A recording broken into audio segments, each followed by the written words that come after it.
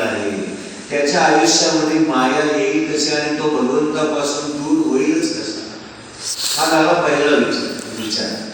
दुसरा विचार असा आहे, जेव्हा मी विवाह करू इच्छित होतो तेव्हा प्रभू तुम्ही मला का अडवलं आणि माझी फजिती का केली?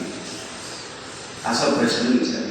आणि मग ते म्हणतात, प्रभू आता सांगतायत, आता फार सुंदर संवाद आहे, आशा भरोसा छोडकर आप मुझे भजते हो.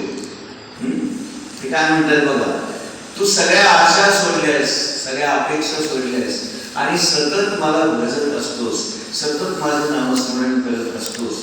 मग असं असताना तुझ्या आयुष्यामध्ये माया कशी येईल बरे? असं भगवान नारदांना सांगतात.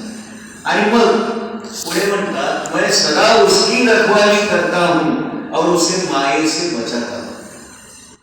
बघा, आता जर माझं कामच हे आहे की जो माझा भक्त आहे त्याला माझ्या जवळ ठेवतो आणि मायेपासून त्याला लांब करतो, आता हे जर माझं नेहमीचं कार्य आहे तर मी ते कार्य केलेलं आहे आणि म्हणून तुला मायेपासून दूर ठेवतो. आणि उदाहरण त्यांनी काय सुंदर दिलं, एखादं लहान बाळ आहे आणि ते सहज दोरी म्हणून जर सापाला हात लावत असेल तर त्याची आई त्याला हात लावू देईल का? नाही देणार. ती धावत पळत येईल आणि आपल्या बाळाला उचलून बाजूला घेऊन देईल.